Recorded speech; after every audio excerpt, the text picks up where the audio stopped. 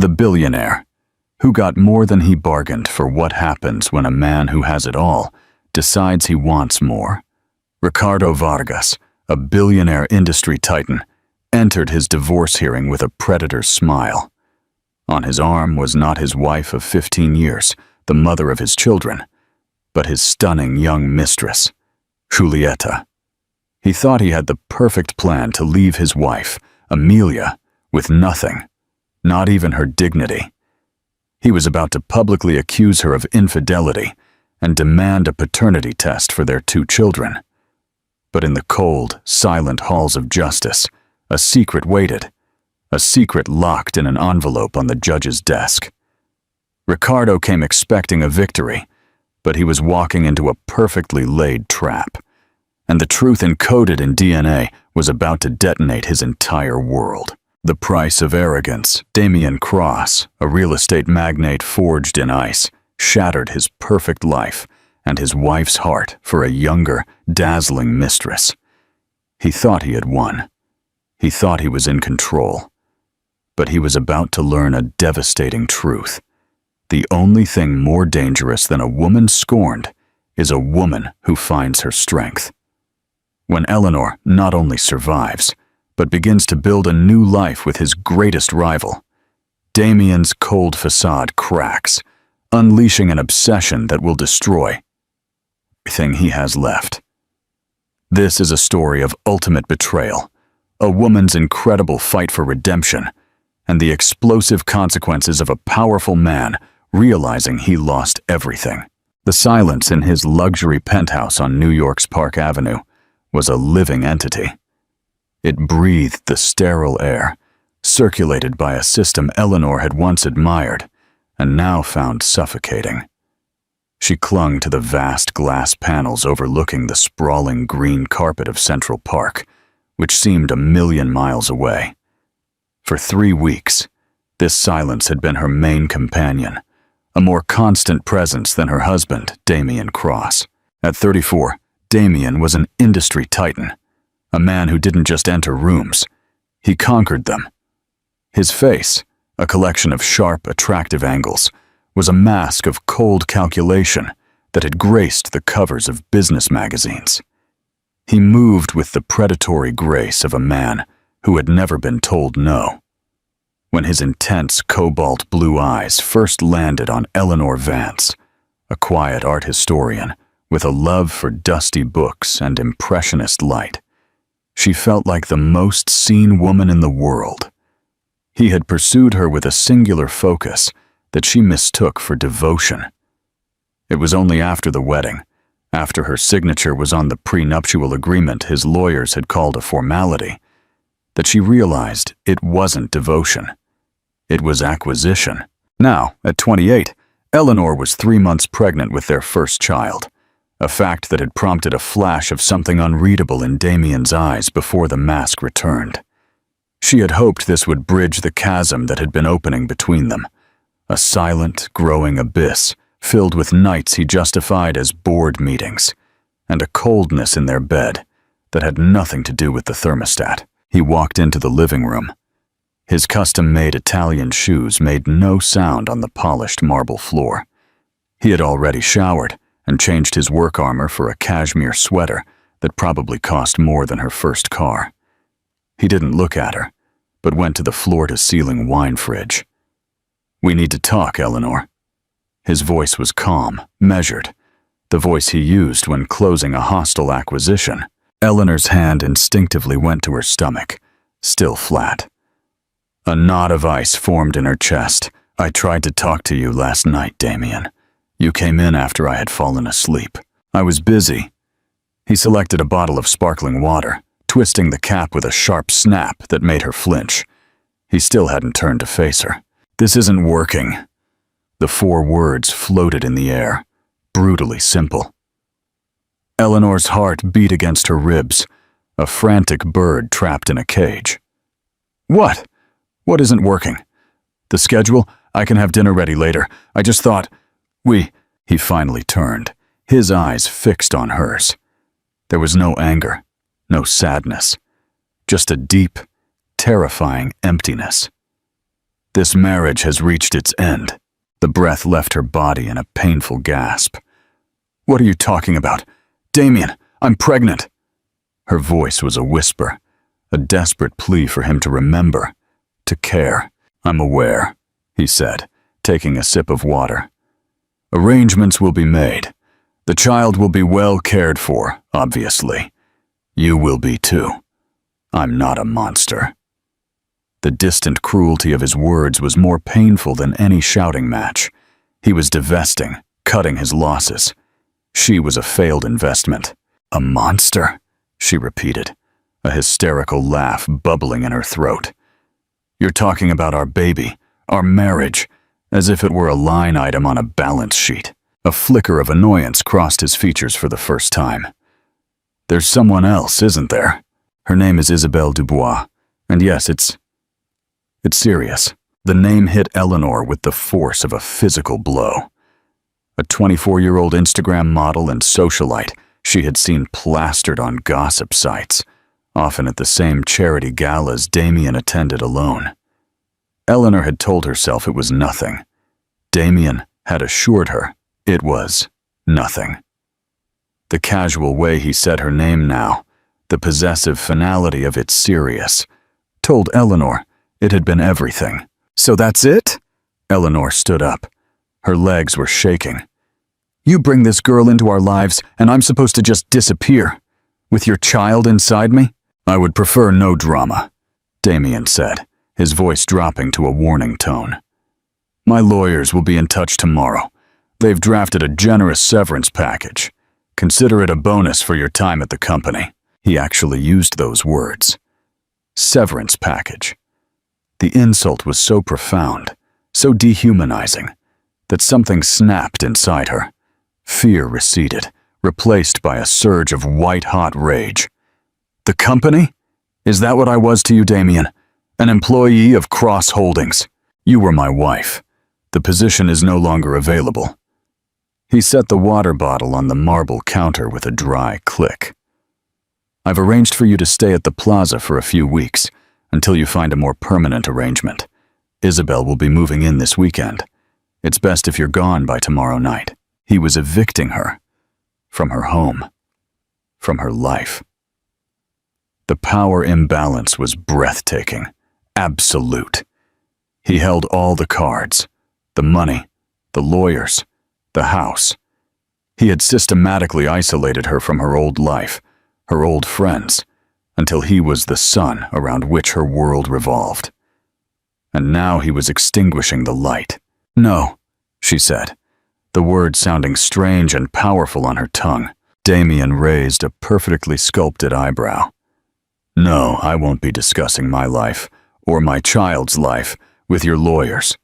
I won't be packed up and shipped off to a hotel like last season's luggage. You want a divorce, Damien? You'll have to go through me, not your legal department. He studied her, a flash of surprise in his cold eyes. He had expected tears, pleas, a swift and tidy collapse. He had not expected defiance. A slow, chilling smile touched his lips. It didn't reach his eyes. Very well, Eleanor, he said softly. But you need to understand something. When I want something, I get it. And when I want something to disappear, it disappears. He turned and walked out of the room, leaving Eleanor alone in the cavernous silence. The icy knot in her chest had spread, chilling her to the bone. He wasn't just leaving her, he was erasing her. And as her hand trembled over the slight curve of her stomach, she knew this wasn't just a divorce. It was a war for her survival, and the survival of the only pure thing she had left. Do you think Eleanor stands a chance against Damien? Leave your opinion in the comments. The rise of a rival the next 24 hours were a blur of calculated cruelty. By morning, Eleanor's access to their joint accounts was frozen. A terse email from Damien's personal assistant informed her that a moving service would arrive at 2 p.m. to pack her personal belongings and transport them to a storage facility. Her penthouse key would be deactivated at 6 p.m. sharp. He was dismantling her life with the efficiency of a corporate restructuring. Her best friend, Clara Higgins, a fiery redhead and struggling stage actress who had never trusted Damien, arrived within the hour, arms full of coffee and righteous fury. "The son of a bitch!" Clara hissed, pacing the enormous walk-in closet as Eleanor pointed indifferently at clothing. "A severance package? Does he think he's God?" "He thinks he's Damien Cross," Eleanor replied, her voice hollow. "To him, it's the same thing." Packing was a surreal experience. This dress bought for a gala where Damien had ignored her all night. Those shoes, a thoughtful gift after he had missed their anniversary. Each object was a ghost, a memory of a love she now realized had been a meticulously crafted illusion.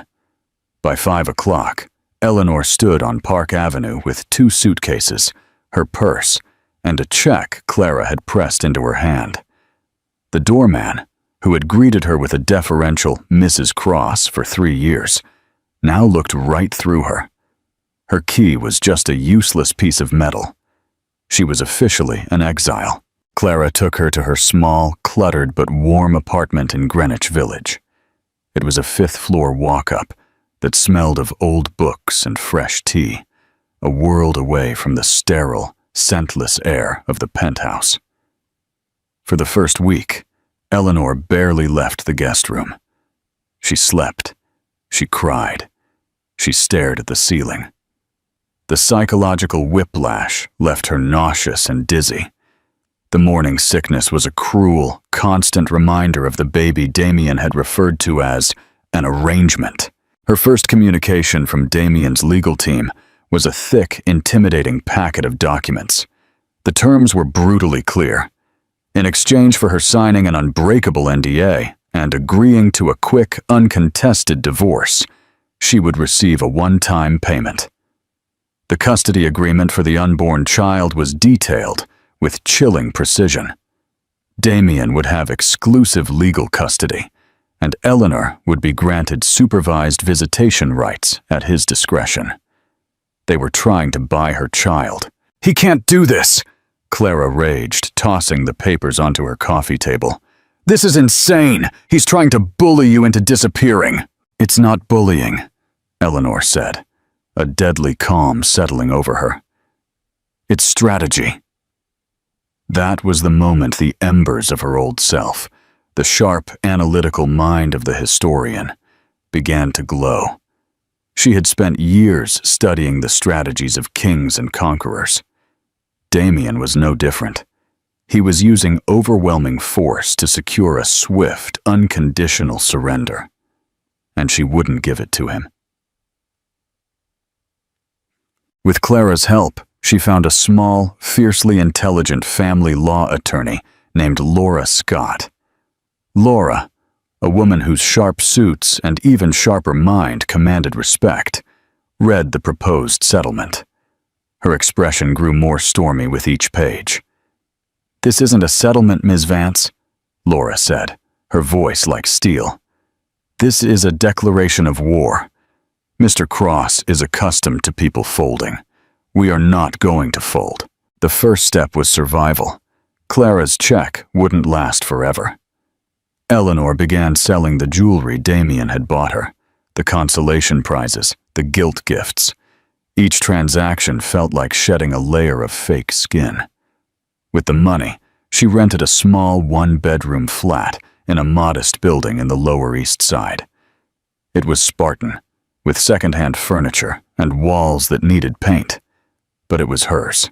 On a rainy Tuesday, feeling a desperate need for air, she found herself wandering into the small, independent art galleries that peppered the neighborhood. The quiet reverence of the spaces soothed her frayed nerves. In one gallery, a collection of raw, powerful photographs of urban decay caught her eye.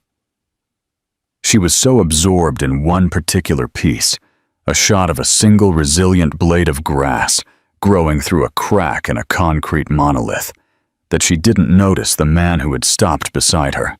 "It's incredible, isn't it?" a deep voice said. "How life finds a way." Eleanor turned. The man was tall and lean, with dark, thoughtful eyes and a shadow of a beard. He wore a well-cut but understated gray suit. There was a quiet intensity about him that was compelling. "It is," she agreed, turning back to the photo. "It's defiant." "That's the word," he said, smiling. "Most people see decay. You see defiance." He extended a hand. "I'm Julian Rhodes." The name startled her. Julian Rhodes, the CEO of Rhodes Development. He was Damien's most significant and bitter rival. They were polar opposites in the business world. Damien was known for hostile takeovers and ruthless downsizing, while Rhodes was known for sustainable projects and a reputation for integrity. Their feud was financial legend. Damien despised him with a passion that bordered on the pathological. Eleanor's guard went up instantly. "Eleanor Vance," she said, her tone colder than she intended. Julian's eyes widened in recognition. It wasn't her name he recognized, but her face. He had seen it in photos. "Dan!" on Damien Cross's arm. A ghost of a pained expression crossed his face. He knew who she was, and most likely what had happened. The gossip machine of the New York elite was ruthlessly efficient. "I'm sorry," he said, his voice soft with what sounded like genuine sympathy. "For what it's worth, I've seen your work up close. No one deserves that." Eleanor bristled. She didn't want his pity. "I don't know what you're referring to." He didn't press. He simply nodded, his gaze returning to the photograph. "Well, Ms. Vance, it was a pleasure to meet you." He gave her another small, respectful smile and walked away, leaving Eleanor with a strange mix of suspicion and an unbidden flash of warmth. He hadn't been predatory or invasive. He had been kind. "Do you think Julian Rhodes has an ulterior motive, or is he truly an unexpected ally? Tell us in the comments." The obsession, meanwhile, Damien was finding that his life with Isabel was not the seamless upgrade he had anticipated. The penthouse, once a silent sanctuary of his control, was now filled with the chaos of Isabel's world. Her vapid, loud friends were a constant presence. The quiet he craved was replaced by the incessant click of her phone camera as she documented every moment of her new, luxurious life for her followers. She was beautiful, she was exciting, and she was utterly infatuated with him. But he found her adoration cloying, her conversation shallow. He had won, but the prize felt empty. He had expected Eleanor to crumble, to take the money and disappear, a footnote in his biography. Instead, his lawyers reported that she had retained counsel. She was fighting back. He would see paparazzi photos of her, looking pale and thin, but undeniably resolute, walking into a lawyer's office. One night, a photo from a society blog popped up on his feed. It was from the gallery opening. A candid shot showed Eleanor, her hand resting on her pregnant belly, talking to Julian Rhodes. They weren't touching. They weren't even particularly close. But they were sharing a space, a moment. A nauseating, unfamiliar emotion twisted in Damien's stomach. It was hot, it was acidic, and it tasted like poison. It was jealousy. It was possession. How dare she? How dare he? She was still Mrs. Damien Cross. She was carrying his child. The sight of her in the same frame as his most hated rival was a personal, intolerable, narcissistic wound. He snatched his phone and called his head of security. "I want to know everything about her new life," he snarled, his voice a low growl. "Where does she go? Who does she see? Everything. And I want leverage on Rhodes. Find it. I don't care what it costs." He had tried to erase her with indifference. Now, he would erase her with his power. The game had changed. This was no longer about a quiet divorce. This was about total and utter destruction. The new life in the Lower East Side was a study in contrasts for Eleanor. the loss of immense wealth was less jarring than the return of autonomy. She learned the rhythms of the subway, the names of the shopkeepers at the local market, the simple joy of buying a coffee without it being charged to a faceless corporate account. It was a smaller life, but it was profoundly and completely her own. The legal battle was a slow, grueling war of attrition. Damien's lawyers sent a flurry of motions, demanded exhaustive financial disclosures from her pre-marriage life, and tried to paint her as an unstable gold digger. Laura Scott was a bulldog, countering every move with meticulous, unyielding professionalism. "He's trying to wear you down emotionally," Laura told her during one grueling strategy session. "Don't let him!" Eleanor's second encounter with Julian Rhodes was as unexpected as the first. She was in a small, independent bookstore, running her hand along the spines of art history texts when he spoke her name. "Eleanor." She turned, startled. He held a biography of architect Frank Gehry. He looked less formal today, in dark jeans and a simple, well-fitting shirt. "Mr. Rhodes?" "Julian, please," he insisted, with a soft smile in his eyes. He gestured with the book. "A fan of Gehry?" "I am," she admitted. "I wrote my master's thesis on his use of light in the Guggenheim." A look of genuine delight spread across his face. "The Guggenheim is a masterpiece. It's practically a religious experience. For the next 20 minutes, they forgot who they were, the scorned wife, the corporate rival, and they became two people with a shared passion for architectural theory." He spoke with a captivating passion and intelligence. He wasn't just a developer building glass towers. He was a man who understood the soul of a building. "Listen," he said, as they stood by the door. "This is going to sound forward. And please, feel free to say no. I'm hosting a small dinner on Friday. Some friends, architects, artists, something low-key. I think you'd find it interesting. No ulterior motives, I promise. Just good conversation." Eleanor hesitated. Every instinct, honed by years of Damien's manipulations, screamed at her to be suspicious. Why was he being so kind? But another, quieter voice, the one that was tired of being afraid, urged her to say yes. She was lonely. She missed being around people who shared her passions.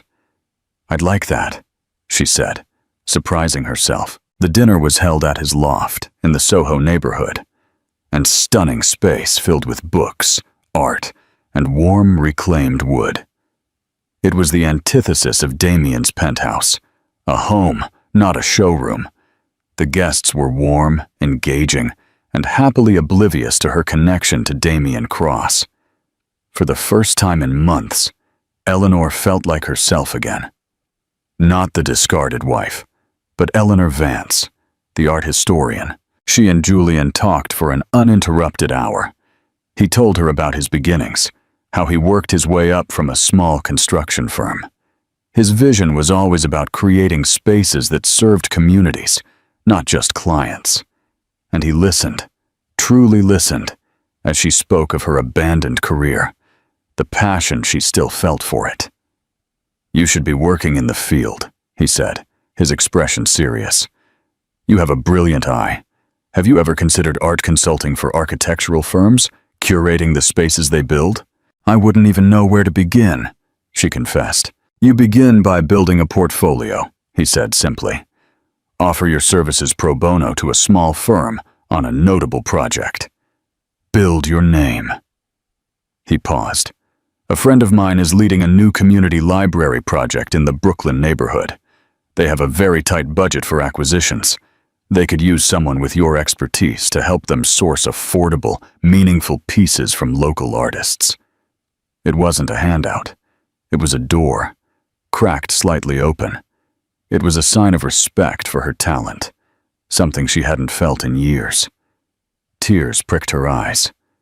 "Thank you, Julian. That means a lot." Their relationship grew slowly, organically, from that night on.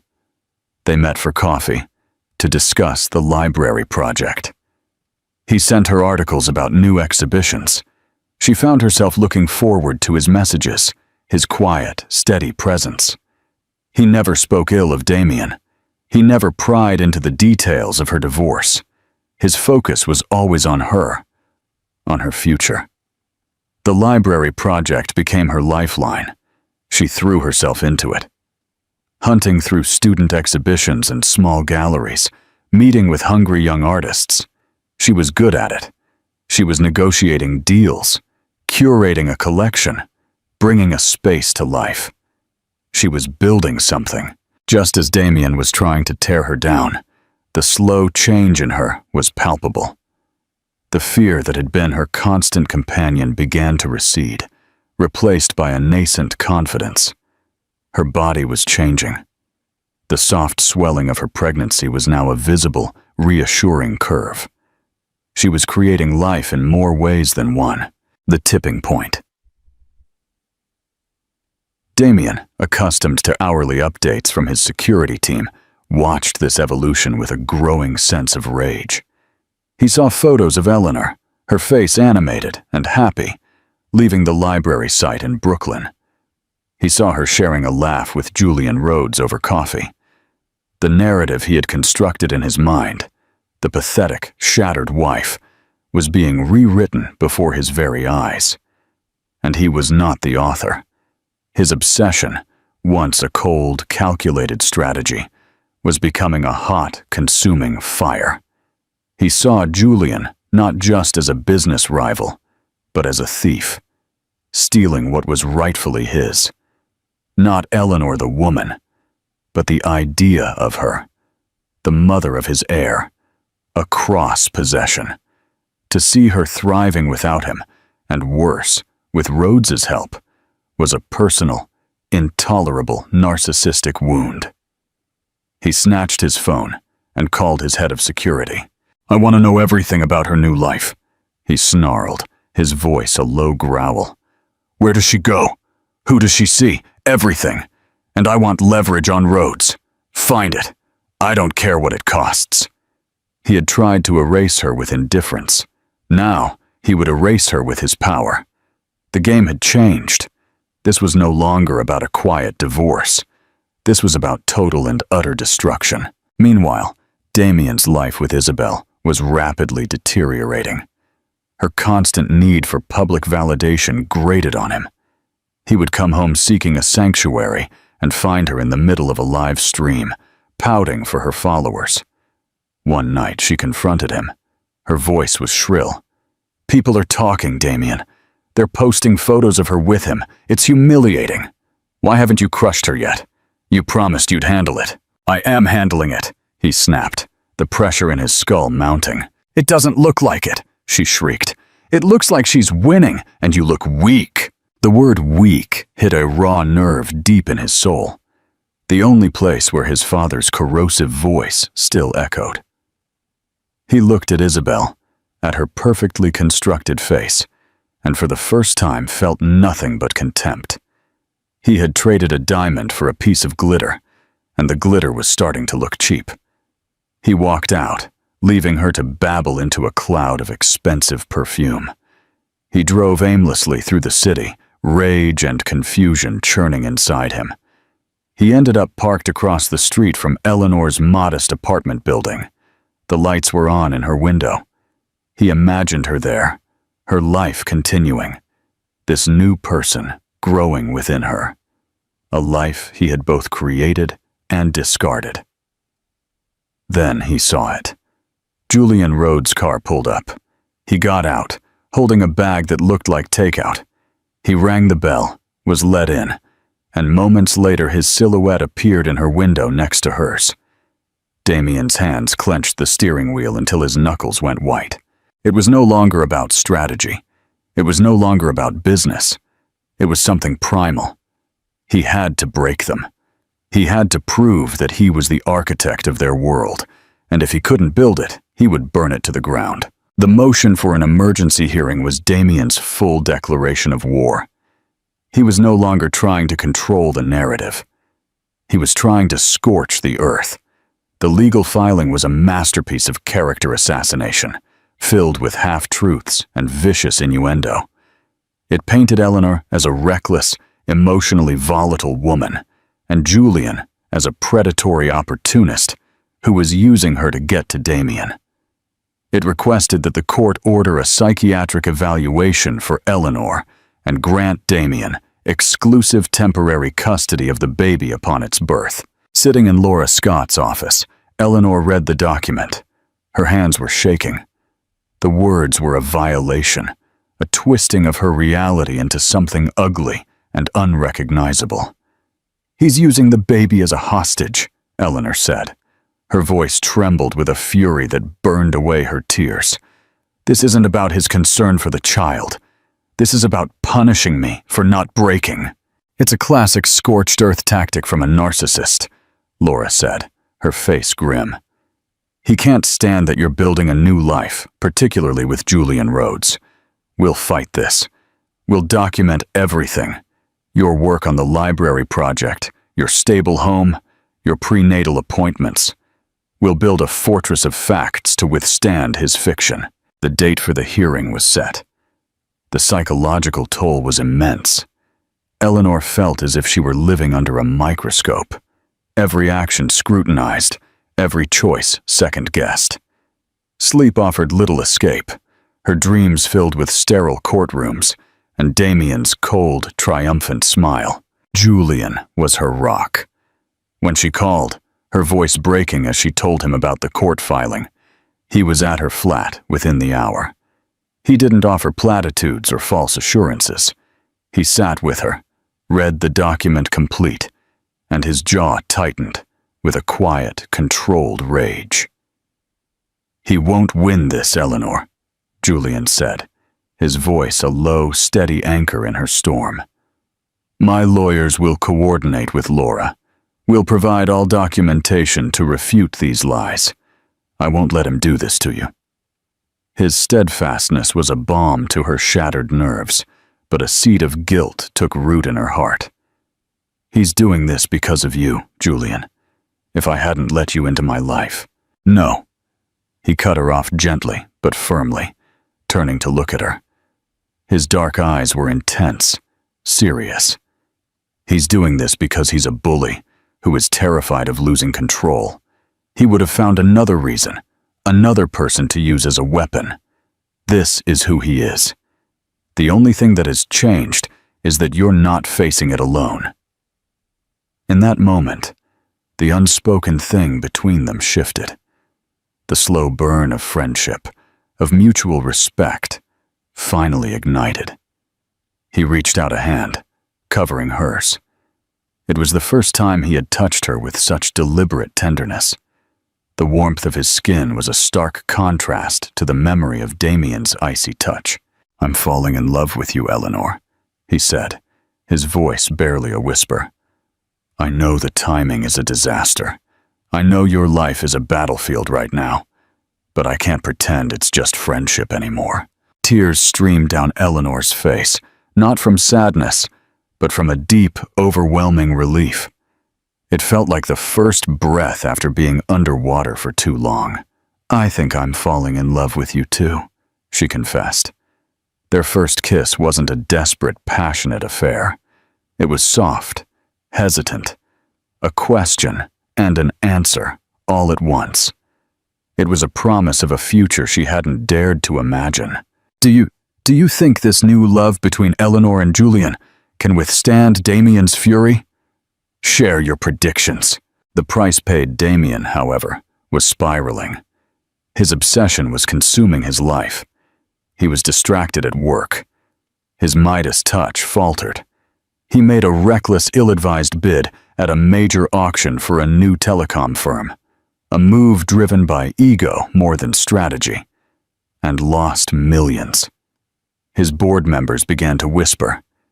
The infallible Damien Cross seemed volatile. His home life was a wasteland. Isabel, seeing her dreamed-of life and Damien's attention slipping away, grew more desperate. She alternated between screaming accusations and pathetic attempts to rekindle their passion. She would wear lingerie that he had once found exciting, and he would look right through her, his mind miles away, parked on a street in the Lower East Side. "What does she have that I don't?" she shrieked at him one night, after he'd spent an hour staring silently at his phone. A private investigator's photo of Eleanor and Julian leaving a restaurant on the screen. "Nothing," Damien snapped, the lie tasting like ashes in his mouth. But it was a lie. Eleanor had a quiet strength he had mistaken for weakness. She had a resilience he couldn't break. She had a core of integrity that made Isabel's desperate machinations seem vulgar and cheap. Eleanor had been real, and he had discarded her for this performance. Isabel's fear and jealousy turned into something poisonous. She saw Eleanor not just as a rival for Damien's affection, but as the wrecking ball of her carefully constructed future. If Damien's empire crumbled, so would she. She had clawed her way up from an impoverished background she hid from everyone, and she wasn't going back. She decided to take matters into her own hands. She found Eleanor's address. One afternoon, she appeared on the doorstep of the Lower East Side apartment, dressed in a stunningly expensive outfit, her face a mask of false concern. Eleanor opened the door, her heart sinking. "Isabel, what do you want?" "I'm worried about you, Eleanor," Isabel began, her voice dripping with artificial sympathy. "And I'm worried about Damien. This war between you is destroying him." "This war was declared by him," Eleanor said coldly, not inviting her in. "But you keep fighting," Isabel pressed, her eyes glittering. "You and Julian Rhodes. Do you have any idea what you're doing? You're making Damien look weak, and that is the one thing he can't tolerate. He will ruin you. He will ruin Rhodes. He will burn everything to the ground before he loses." "Is that a threat?" Isabel's facade cracked. A sneer twisted her perfect lips. "It's a fact. You think you're so righteous, don't you? The poor, discarded wife. But you're not as innocent as you look. I know you were putting doubts in his mind about me long before I ever came along. I know you were playing the victim to make him feel guilty." Eleanor looked at her, baffled. "What are you talking about? I never did that." "Oh, please," Isabel sneered. "Don't play dumb. You think you can get him back? He doesn't want you. He's only doing this because his ego is bruised. Just leave him alone. Disappear. Take the money and go. It's what's best for everyone, especially your baby." The confrontation was baffling. Isabel's accusations, nonsensical, but it was also revealing. Isabel wasn't a confident victor. She was terrified. She was standing on a trap door, and she knew it. The exchange, however, had been observed. A man in a car parked across the street had filmed the whole thing on his phone. He was a private investigator, but he wasn't working for Damien. He was working for Julian. After the court filing, Julian had, with great reluctance, hired a discreet firm to follow Isabel, suspecting she was more than a simple passive player in Damien's cruelty. He needed to protect Eleanor from every angle. That night, Julian watched the video. He saw Isabel's desperation. He heard her bizarre, unfounded accusations. Something didn't fit. On a hunch, he had the investigator do a deep dive, not just on Isabel Dubois the model, but on who she was before. What he found was the hidden motive, the secret that powered her entire existence. And it was the key that would unlock the prison Damien had built for himself and cause his carefully constructed world to come crashing down. The final showdown. The day of the custody hearing dawned gray and oppressive. The sky over New York was the color of a bruised slate.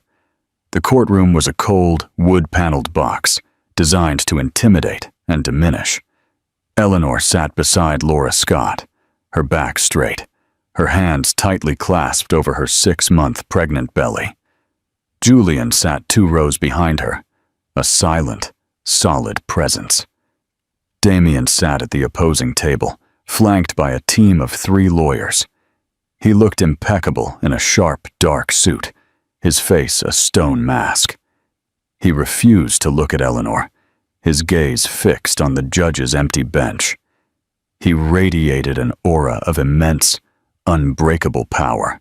The hearing began, and Damien's lead counsel, a wily, silver-haired man named Victor Grant, went on the attack.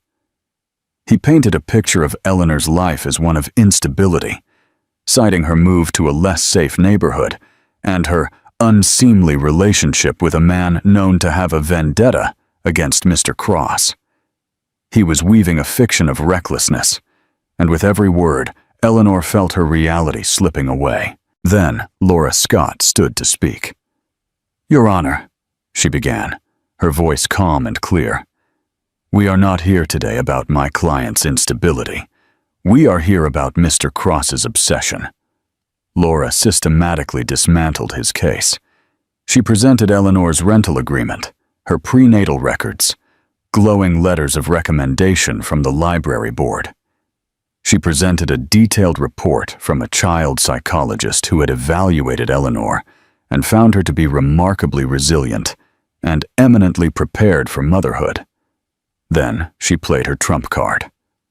"Your Honor, the petitioner claims my client's association with Mr. Julian Rhodes is a source of instability. I would argue that it is Mr. Cross's reaction to this friendship that is the real cause for concern." She turned to Damien's table. "Mr. Grant, is your client aware that his companion, Ms. Isabelle Dubois, visited my client's home 2 days ago?" A flash of surprise in Damien's eyes. He shot a look at Isabelle, who sat in the front row, suddenly pale. "And is he aware?" Laura continued, her voice rising. "That Ms. Dubois threatened my client? We have a sworn affidavit from a witness." Grant objected, but the judge, her curiosity now fully engaged, allowed it. The atmosphere in this courtroom shifted. The first crack appeared in Damien's monolithic facade. But Julian knew this wasn't enough. Damien could dismiss Isabelle's actions as those of a jealous woman. Julian had to detonate the truth. During a brief recess, he approached Laura and Eleanor, his face grim. He held a thin file. "There's something you both need to see," he said. "It explains everything." He laid out his investigators' findings. Isabelle Dubois had been born Vera Kozlov. Her father, a small-time contractor in Brooklyn, had been driven into bankruptcy and despair a decade earlier, after his company was deliberately crushed in a hostile acquisition. The man who orchestrated that takeover, who saw a small competitor and decided to snuff it out for sport, was a young, ruthlessly ambitious Damien Cross. Vera's father had taken his own life 6 months later. Eleanor gasped, her hand flying to her mouth. It wasn't a coincidence. It was a long-term revenge plot. "She didn't meet Damien at a gala," Julian explained, his voice low and urgent. "She targeted him. She studied him. She spent 2 years maneuvering her way into his orbit. She learned his weaknesses, his ego, his rivalry with me. She probably fed him lies about you, Eleanor, fanning the flames of his insecurity to push him into her arms. This was never love. It was revenge. She wanted to become his wife, secure her future, and then destroy him from within, just as he destroyed her family. The pieces fit with a nauseating clarity. Isabelle's bizarre accusations, her desperation, her intimate knowledge of how to manipulate Damien's ego. Damien, returning to the courtroom, saw the three of them huddled together. He saw the file in Julian's hand, and a cold dread, an emotion he hadn't felt since childhood, began to seep into his bones. When the hearing resumed, Laura Scott requested permission to call a surprise witness to the stand. Isabelle Dubois. Panic flared in Isabelle's eyes. She tried to refuse, but the judge, her curiosity now fully engaged, compelled her. On the stand, under Laura's sharp questioning, Isabelle's composure crumbled. The lies unraveled. When Laura presented a copy of her father's bankruptcy filing, with Damien's signature on the takeover papers, Isabel completely broke. "He deserved it," she sobbed, the words pouring out of her, raw and laced with a decade of hatred. She looked directly at Damien, her face a mess of tears and streaked mascara. "He took everything from us. I was going to take everything from you, Damien, your company, your name, your child. I was going to make you feel what it was like to have nothing." A collective gasp swept the courtroom. Every camera, every eye turned to Damien. His mask didn't just crack, it shattered. The revelation was a catastrophic blow. He looked at Isabel, this woman he had chosen, and saw not a prize, but a viper he had willingly led into his bed. He saw the last year of his life not as a series of choices he had made, but as a script written by the vengeful daughter of a man he barely remembered ruining. His betrayal of Eleanor wasn't even his own idea. It was a symptom of his own vanity, expertly manipulated. The power he treasured, the control he wielded with such arrogance, was an illusion. He had been a puppet. He looked at Eleanor, truly looked at her for the first time in a year. He saw the woman he had loved, the quiet strength he had cruelly misjudged, the life they were supposed to have. He saw the swell of her belly, holding a child born of a love he had murdered. And he saw her sitting next to Julian Rhodes, a man who had shown her the respect and kindness of which he had been incapable. The judge's voice was a distant hum. The lawyer's words were meaningless noise. The entire foundation of Damien's identity, the master of the universe, the man in control, had been pulverized. He had lost everything. Not his money, not his company, but the one thing he now realized was priceless. A genuine human connection. He stood up abruptly, his chair scraping loudly against the floor. He didn't say a word. He simply turned and walked out of the courtroom, his shoulders, for the first time in his life, hunched in defeat. He pushed his way through the crowd of reporters, his face a ghostly white. He had walked into the courtroom a king demanding his property. He walked out a hollowed-out man, haunted by the ruins of a life he himself, and so foolishly, had destroyed. The moment of truth had come not from a rival or a market crash, but from the ghosts of his own cruelty. A new life. The fallout from the hearing was a silent implosion. The case was dismissed, Damien's petitions withdrawn with a terse, one-line email from a junior lawyer at his firm. The story, however, exploded. The tale of the cold millionaire, his vengeful mistress, and the resilient wife became the talk of New York. But for once, the narrative centered not on Damien's power or Isabel's deception, but on Eleanor's quiet dignity. Damien disappeared from public view. He retreated to his silent penthouse. But the silence was different now. It was no longer a symbol of his control, but a reflection of his emptiness. Isabel was gone. Her name and face vanished as quickly as they had appeared, leaving only the wreckage of her long, simmering revenge. Damien was left alone, with the wreckage of his life. He didn't fight the divorce. The papers were signed without objection. He gave everything Eleanor and Laura asked for. Full legal and physical custody of the baby to Eleanor, a generous and unconditional child support trust, and the formal transfer of a significant portion of his liquid assets to her. It wasn't a negotiation. It was a penance. 3 months later, Eleanor gave birth to a healthy baby boy. She named him Phoenix, but nicknamed him Leo. He had her warm brown eyes and a stubborn tuft of dark hair. Holding him in her arms in the quiet hospital room, Eleanor felt a sense of peace so profound it felt sacred. The war was over. Her new life had begun. Julian was there. He had been there for the last few months of her pregnancy, a quiet, steady source of strength and love. He held Leo with a tenderness that made Eleanor's heart ache with a fierce, protective joy. Their love story hadn't been forged in ballroom and candlelit dinners, but in the trenches of a bitter legal war and the shared project of rebuilding a life. It was stronger for it. 6 months after Leo's birth, Eleanor received an unexpected email. It was from Damien. It was short, stripped of his usual corporate jargon, and shockingly direct.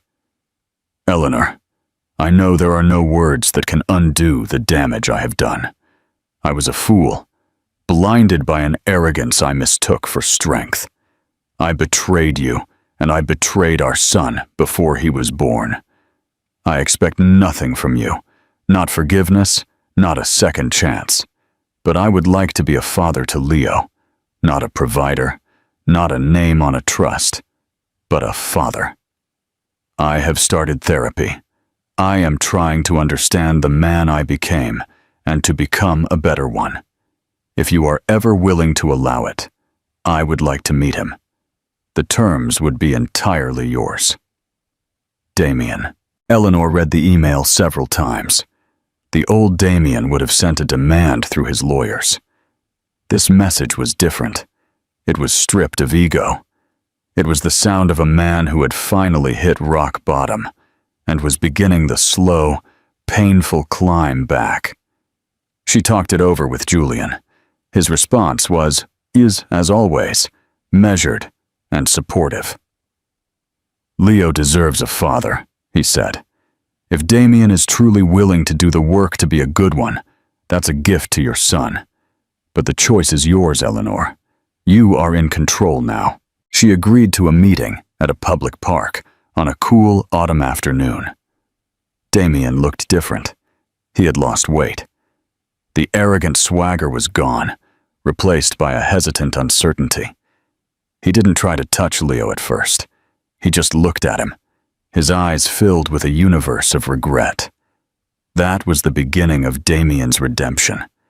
It wasn't a grand cinematic arc. It was a slow, painful, and private process. It was awkward, supervised park visits. It was him learning how to hold his son, how to change a diaper, how to exist in a room without trying to dominate it. He sold the penthouse, moved to a smaller, more human-scaled apartment. He stepped down as CEO of Cross Holdings, taking on a less public board role. It was dismantling the monument he had built to his own ego, stone by stone. He never got Eleanor back. He never tried. He saw the easy, genuine love between her and Julian. He saw the stable, happy home they were building for Leo. He understood, with a clarity that was both painful and liberating, that he had forfeited his right to that life. His redemption wasn't about reclaiming what he had lost, but about honoring it from a distance. It was about becoming a man worthy of being Leo's father.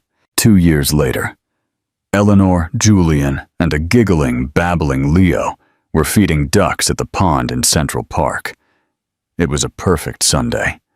Eleanor, now a sought-after art consultant with her own successful small firm, felt a sense of contentment so profound it felt sacred. Across the pond, partially hidden by a weeping willow, Damien watched them. He wasn't spying. He was simply observing. He saw his son, happy and loved. He saw the woman he had discarded, radiant and thriving. A sharp pang of his colossal loss hit him, as it always did. But this time, it was followed by something else. A quiet sense of gratitude. Gratitude that they were well. Gratitude that despite his best efforts to destroy her, this beautiful life existed. He gave a small, sad, accepting smile. He had been a cold millionaire who had lost everything. But in losing, he had found a flicker of his humanity. It wasn't the ending he would have chosen, but it was the one he had earned. He turned and walked away, not a titan of industry, but just a man who finally understood the true measure of wealth And so Damien Cross learned the hardest lesson of all.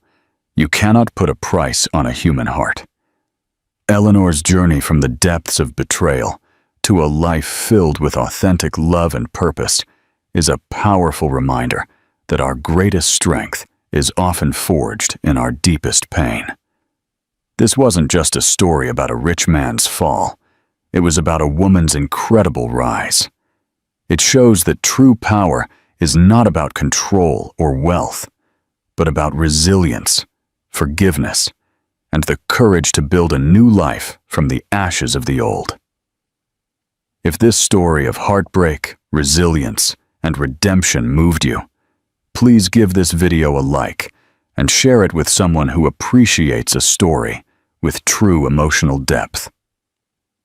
And for more captivating dramas and stories that explore the complexities of the human heart, be sure to subscribe to our channel and hit that notification bell.